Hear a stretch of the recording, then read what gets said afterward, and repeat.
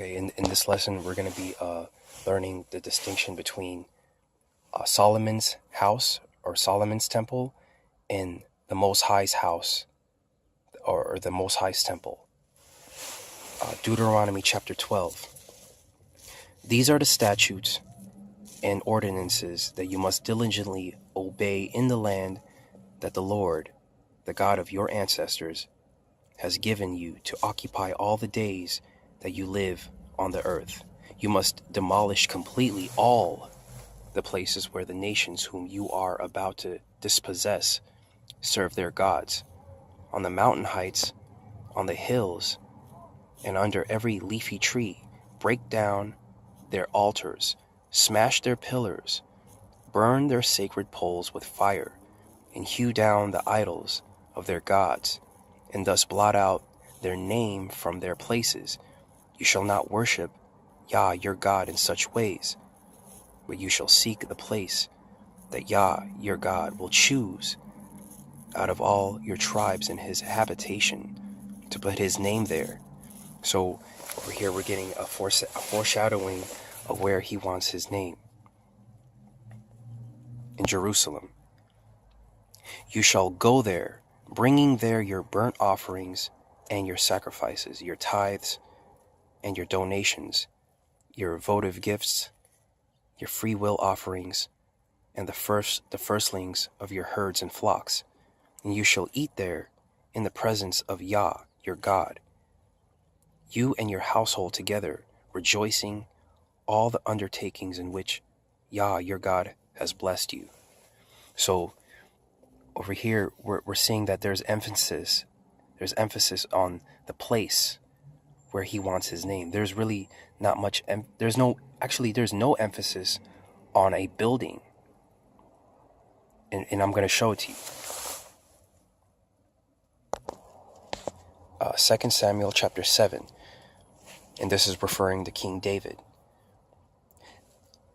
Now when the king was settled in his house, and the Lord had given him rest from all his enemies around him, the king said to the prophet Nathan, "See now, I am living in a house of cedar, but the ark of God stays in a tent." Nathan said to the king, "Go, do all that you have in mind, for the Lord is with you." But that same night, the word of the Lord came to Nathan, "Go and tell my servant David, thus says the Lord, are you the one to build me a house to live in? I have not lived in a house since the day I brought up the people of Israel from Egypt to this day, but I have been moving about in a tent and a tabernacle.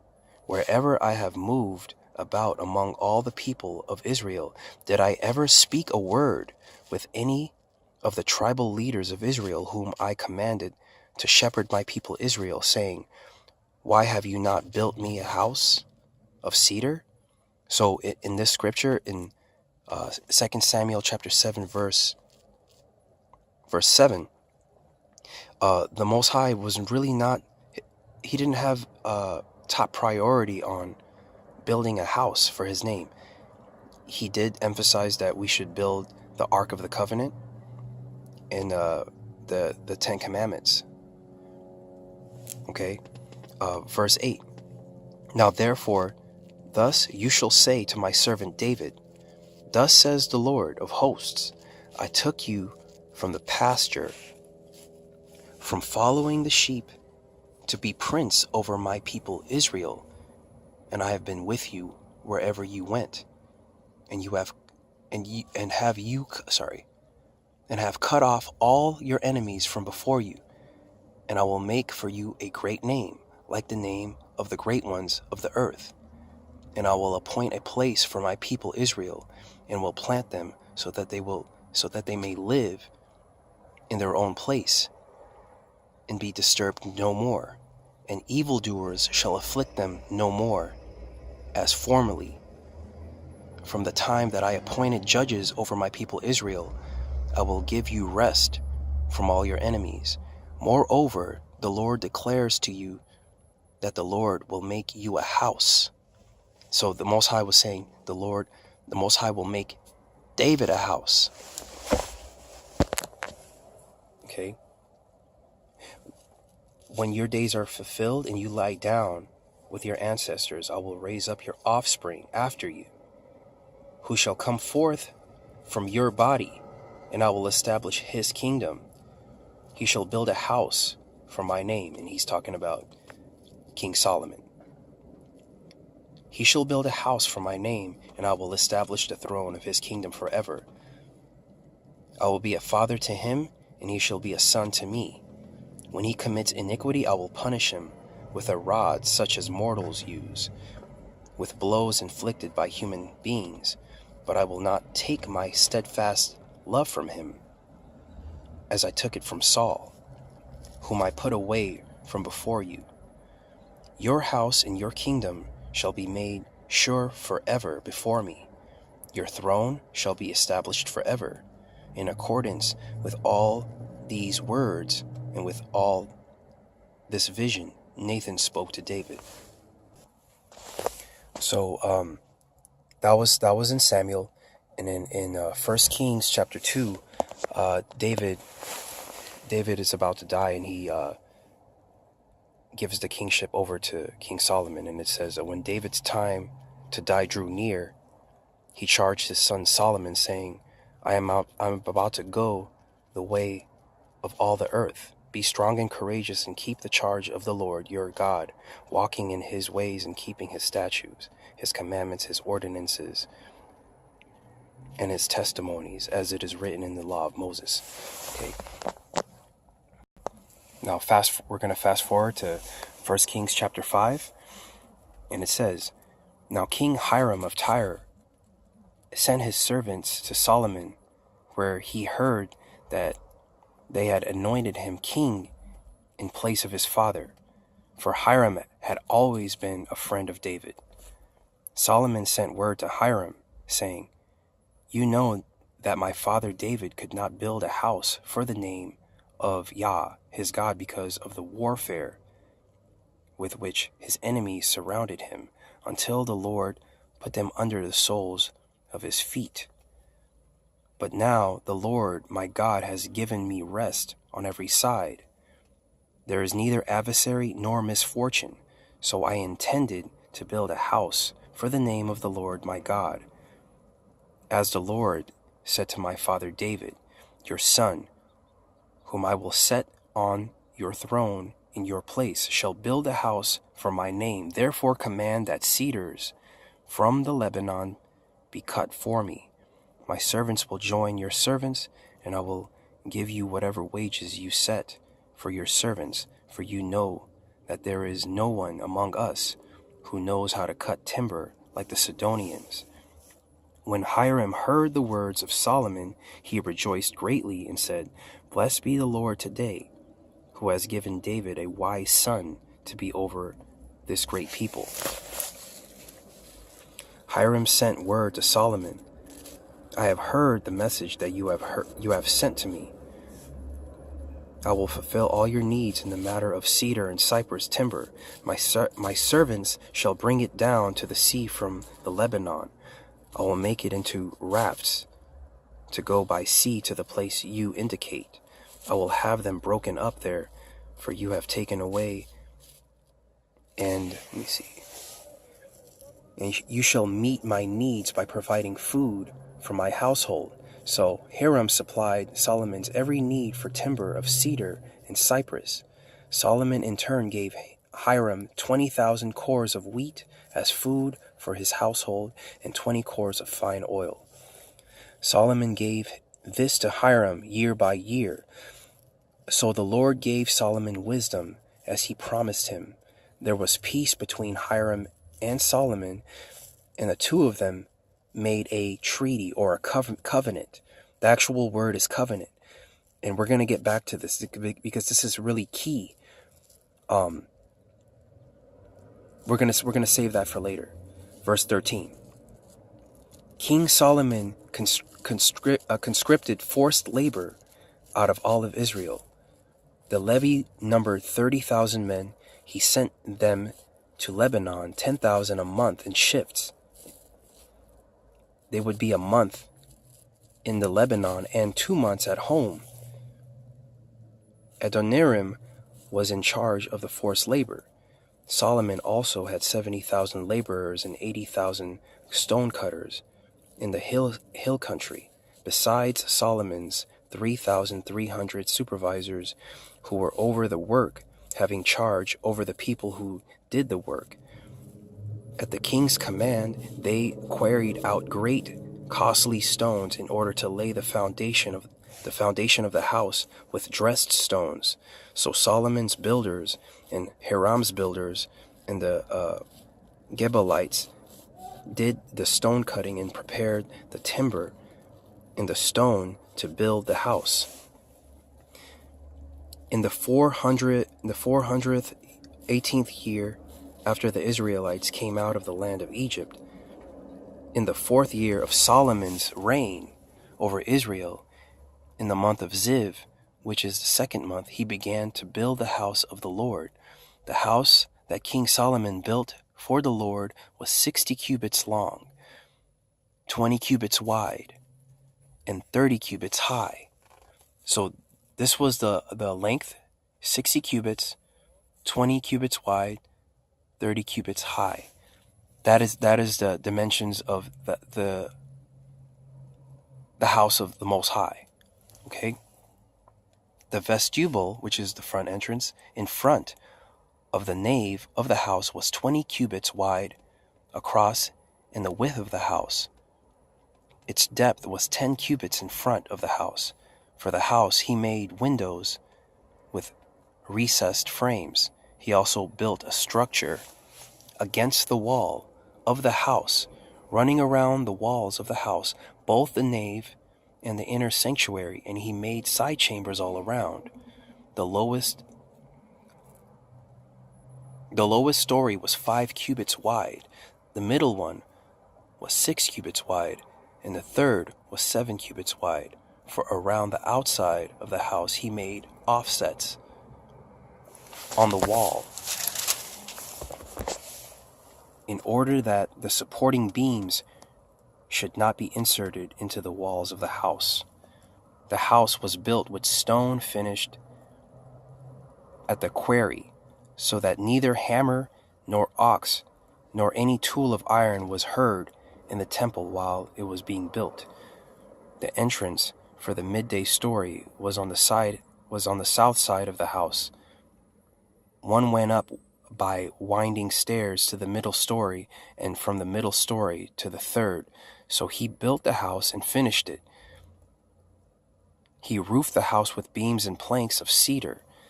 He built the structure against the whole house, each story 5 cubits high, and it was joined to the house with timbers of cedar. Now the word of the Lord came to Solomon concerning this house that you are building. If you will walk in my statutes, obey my ordinances, and keep all my commandments by walking in them, then I will establish my promise with you, which I made to your father David. I will dwell among the children of Israel and will not forsake my people Israel. So again, there's a lot of emphasis on walking in the law, statutes, commandments, ordinances, Torah's teachings of the Most High. The Most High was not concerned with a building or a temple. He was concerned with us keeping the law, statutes, and commandments. Verse 14, so Solomon built the house and finished it. He lined the walls of the house on the inside with boards of cedar, from the floor of the house to the rafters of the ceilings. In the ceiling, he covered them on the inside with wood, and he covered the floor of the house with boards of cypress. He built 20 cubits of the rear of the house with boards of cedar, from the floor to the rafters, and he built this within as an inner sanctuary, as the most holy place. The house, that is, the nave in front of the inner sanctuary, was 40 cubits long. The cedar within the house had carvings of gourds and open flowers. All was cedar, no stone was seen. The inner sanctuary he prepared in the innermost part of the house to set there the ark of the covenant of Yah. The interior of the inner sanctuary was 20 cubits long, 20 cubits wide, and 20 cubits high. He overlaid it with pure gold. He also overlaid the altar with cedar. Solomon overlaid the inside of the house with pure gold. Then he drew chains of gold across in front of the inner sanctuary and overlaid it with gold. Next, he overlaid the whole house with gold in order that the whole house might be perfect. Even the whole altar that belonged to the inner sanctuary he overlaid with gold. In the inner sanctuary he made 2 cherubim of olive wood, each 10 cubits high. 5 cubits was the length of the wing of the cherubim, and 5 cubits the length of the other wing of the cherub. It was 10 cubits from the tip of the one wing to the tip of the other. The other cherub was also measured in 10 cubits. Both cherubim had the same measure and the same form. The height of one cherub was 10 cubits, and so was that of the other cherub. He put the cherubim in the innermost part of the house. The wings of the cherubim were spread out so that a wing of one was touching the one wall, and the wing of the other cherubim was touching the other wall. Their other wings toward the center of the house were touching wing to wing. He also overlaid the cherubim with gold. He carved the walls of the house all around about with carved engravings of cherubim, palm trees, and open flowers in the inner and outer rooms. The floor of the house he overlaid with gold in the inner and outer rooms. For the entrance to the inner sanctuary he made doors of olive wood. The lintel and the doorposts were 5-sided.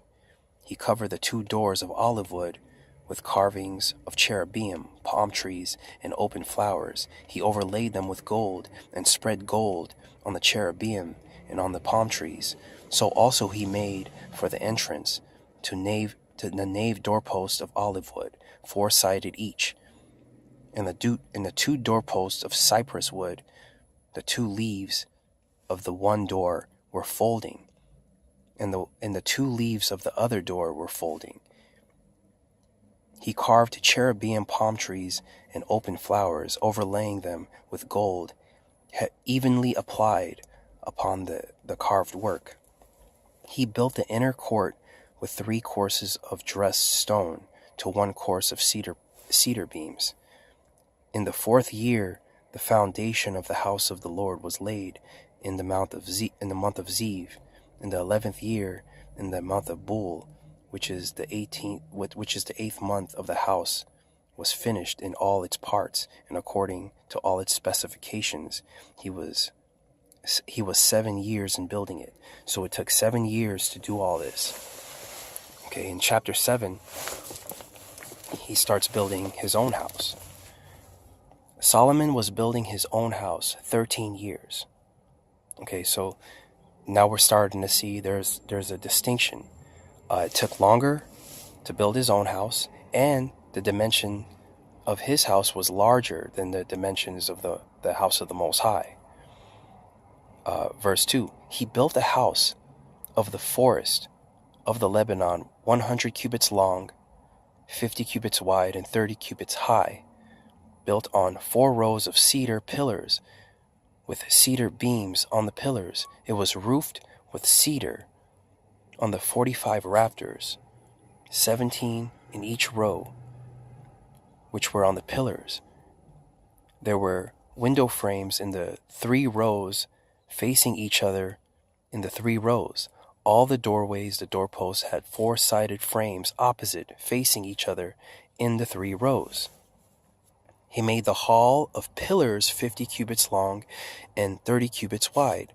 There was a porch in front with pillars and a canopy in front of them.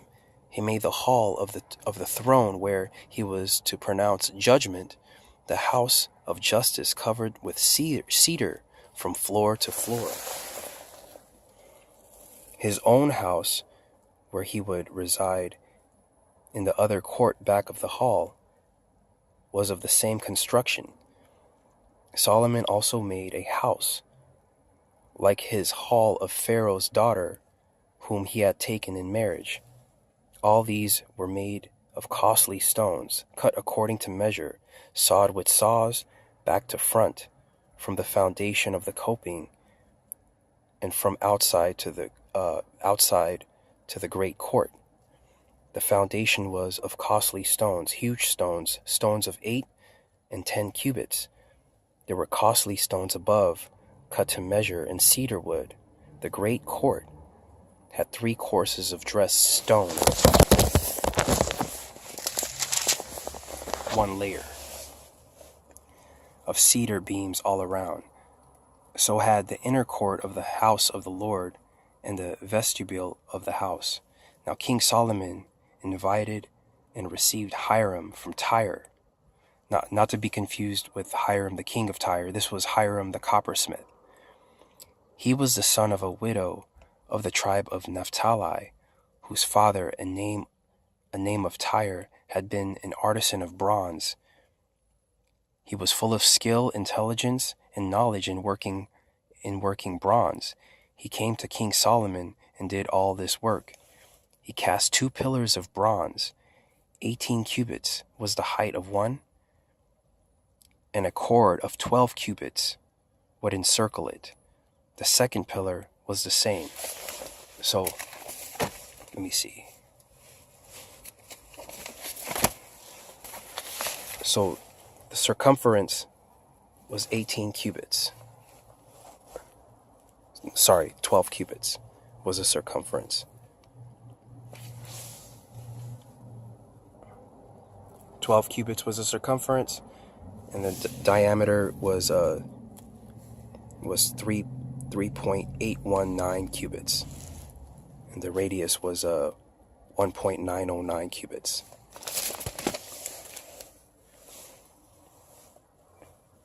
All right, 12 cubits would encircle it. The second pillar was the same. He also made 2 capitals of molten bronze to set on the tops of the pillars. The height of the capitals were 5 cubits, and the height of the other capital was 5 cubits. Now, this is going to be an issue. We're going to start seeing discrepancies with the measurements later on. As we can see, these are things that are being propped up and manufactured in Solomon's temple. I want everyone to see this. Solomon already built the house of the Most High. Then he went on to do all this for himself. I hope everybody sees that. There were nets of checker work with reeds of chain work for the capitals on the tops of the pillars, 7 for the one capital and 7 for the other capital. He made the columns with 2 rows around each lattice work to cover the capitals that were above the pomegranates. He did the same with the other capital. Now the capitals that were on the tops of the pillars in the vestibule were of lily work, 6 cubits high. The capitals were on the 2 pillars and also above the rounded projection that was beside the lattice work. There were 200 pomegranates in rows all around, and so with the other capital. He set up the pillars at the vestibule of the temple. He set up the pillar on the south and called, and called it Yakin, and set up the pillar on the north and called it Boaz. Nowhere does it say, "Thus saith the Lord, erect for me 2 pillars and name them Yakin and Boaz." This was what Solomon had in mind, in conjunction with Hiram from Tyre, the coppersmith. We already read that King Solomon made a covenant with Hiram, the king of Tyre, and we're going to show you where the Most High recommends that we don't make covenants with people outside of the nation of Israel. But we'll get to that later. Yakin and Boaz, and set up the pillar on the north and called it Boaz. On the tops of the pillars was lily work, Thus the work of the pillars was finished. Then he made the molten sea. Again, the Most High did not give us these instructions. Solomon started doing this stuff. He was doing all these decorations. The Most High never commanded this stuff. The Most High never commanded it. Solomon was building this stuff for himself. It was round, 10 cubits from brim to brim, and 5 cubits high. A line of 30 cubits would encircle it completely. Under its brim were panels all around it. Each of 10 cubits surrounding the sea, there were 2 rows of panels cast when it was cast. It stood on 12 oxen, 3 facing north, 3 facing west, 3 facing south, and 3 facing east. The sea was set on them. The hindquarters of each were toward the inside. The thickness was a handbreadth. Its brim was made like the brim of a cup, like the flower of a lily. It held 2,000 baths. He also made the 10 stands of bronze. Each stand was 4 cubits long, 4 cubits wide, 3 cubits high. This was the construction of the stands. They had borders. The borders were within the frames. On the borders that were set in the frames were lions, oxen, and cherubim. On the frames, both above and below the lions and oxen, they were wreaths of beveled work. Each stand had 4 bronze wheels and axles of bronze. At the 4 corners were supporters for a basin. The supporters were cast with wreaths at the side of each. Okay, so I'm gonna stop right there, and then we're gonna start getting into the intricacies and the discrepancies of the size of the pillars. Now, we just read that the capitals. We read in 1 Kings chapter 7 that the capitals were 5 cubits. If you go to 2 Kings chapter 25, 15 through 16, it says that the capitals were 3 cubits. If you go to Jeremiah chapter 52, verse 21 through 22, we see that the capitals are 5 cubits again. So which one is it? Is it 5 cubits? Is it 3 cubits? Okay. In 2 Chronicles chapter 3, verse 2 Chronicles chapter 3, verse 15, it says that there are 5 cubits. So there's some consistency there, but a discrepancy in 2 Kings chapter 25, verses 16 through 17. Okay, and here's another discrepancy. We read that in 1 Kings chapter 7, verse 15, that the capital was 18 cubits tall. 1, 2, 3, 4, 5, 6, 7, 8, 9, 10, 11, 12, 13, 14, 15, 16, 17, 18. Excuse me. 18 cubits tall. In 2 Chronicles chapter 3, verse 15, it says that it is 35 cubits tall. This is 35 cubits tall. So which one is it? Is it 35 cubits tall or 18 cubits tall? Are the capitals 3 cubits tall or 5 cubits tall? And according to what they're saying, that the grand total of these pillars are supposed to be between 21 to 23 cubits tall. But we're getting 35 cubits tall. So we're getting discrepancy all over the place.